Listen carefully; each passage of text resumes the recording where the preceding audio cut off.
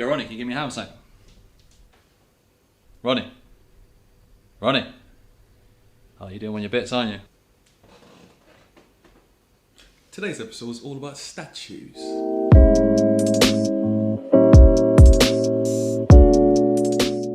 I'd like to welcome you to a segment I call What in the Babylon is Going On with Uncle Raxi. For those who don't know, I'm Uncle Raxi. The uncle who says he's your uncle, but isn't really your uncle, but is your uncle. Those who haven't been privy to my videos may not know I've devised a structure which allows us to review the current affairs in this gloomy world that we live in, and we can ask ourselves what in the Babylon is going on. Today we'll be talking about statues and how one statue of a particular slave trader getting dashing into the river has subsequently led to a chain of events which has saw more statues across the UK and neighbouring countries getting removed, and cans of Stella getting thrown to the ground in frustration. I'm getting so fucking angry! As people have a look into UK's unsavoury history. But before I get challenged to some you got served mid-2000s dance battle by some statue protecting patriot, we need to ask ourselves, who is this man and why has he been so damn controversial? This is Edward Colston, but that's a bit too formal, you know, like over here What in the Babylon is Going On, we like to relax. So I'm going to refer to him in the way that he wanted to be referred to, as Eddie C. So Eddie C was born into a wealthy family of merchants and slave traders. So from a young age, he knew that selling Africans was highly profitable. Fast forward through Eddie C's life, and by the age of 50, he'd become the deputy governor of the Royal African Company. Alright, governor! Yeah, not too bad, son. Not too bad.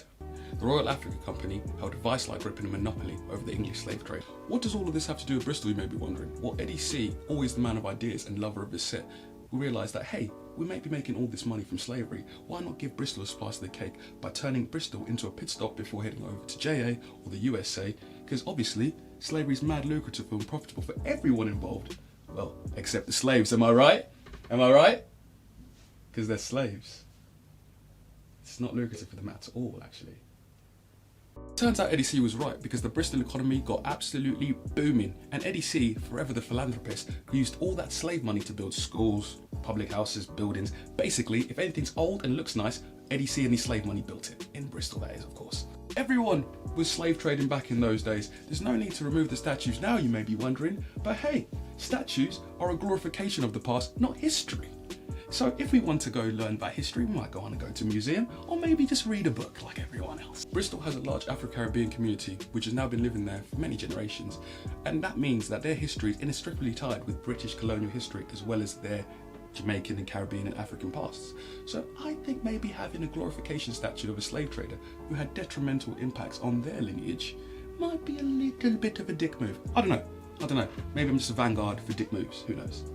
I have to say I love this move by the Bristol homies, because this conversation about Colston's been probably happening unignored since about the 90s, and they decided, you know what, let's take some action. And to all those saying that, all this physical action doesn't actually do anything, well, they've now got a statue sitting in a museum now, and people are actually proceeding to remove some of the names of the buildings called Colston. So, I don't know, I think it worked. So where there's going to be progress, there's always going to be people trying to stifle said progress. I'm getting so fucking angry! And this takes me to this picture.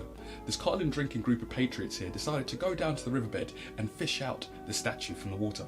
And as you can see here, I'm not quite sure he thought this one through. I don't know what he expected to happen here, to dive to the bottom of the seabed, military press this half-ton statue out of the water as God Saves the Queen placed patriotically in the background. God save the Queen, sir. Get your ass back to school, man.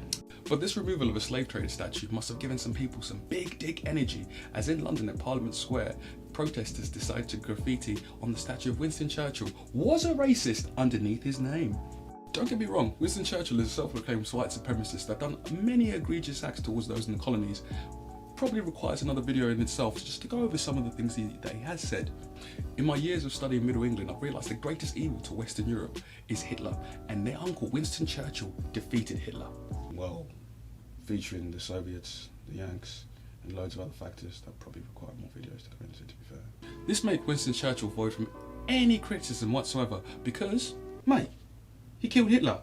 He can't be a racist from killing the biggest racist of them all, can he? Bloody hell, Ronnie, you need to do your history. If it wasn't for him, we'll be speaking German, saying all Guten Tag and that. Mate, you need to get yourself to school, son. Bloody hell. This desecration of the nation's favourite racist uncle's statue had the us all on standby. And when you need your honour, history, protecting, who do you turn to? Tommy Robinson. Tommy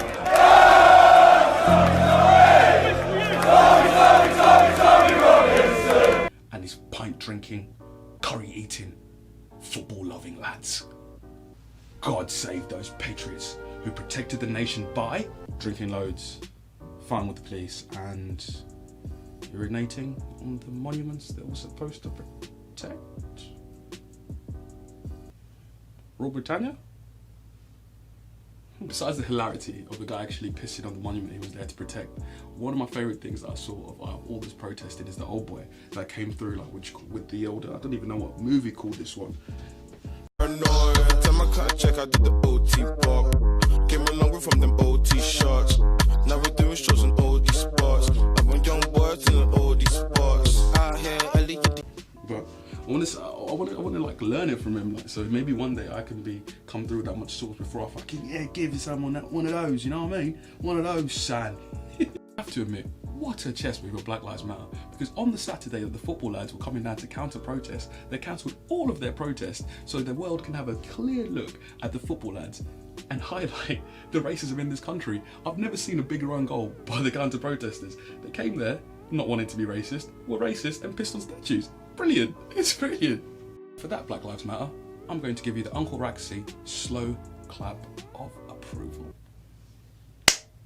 I was actually going to segue away to talk about football in this video, but it's a bit difficult to mix in, you know, topics about race, colonialism, slavery, and just go, oh, by the way, Arsenal lost 2 games last week. Arsenal did lose 2 games last week, it's hilarious. But anyway, that's all I've got time for today. It's been a pleasure speaking to you. Maybe next week we're going to waste each other's time again, but for now, peace. Another little thing before I go and have a cry wank. I've been making a documentary series, whacking up the trailer on my YouTube channel as well, so if you want to check that out and get yourself excited for that, that'll be a really, really nice thing to do, because, you know, I'm all about spreading peace, love and positivity. Be that as it may, check it out please, I'd really like you to. And for now, bye!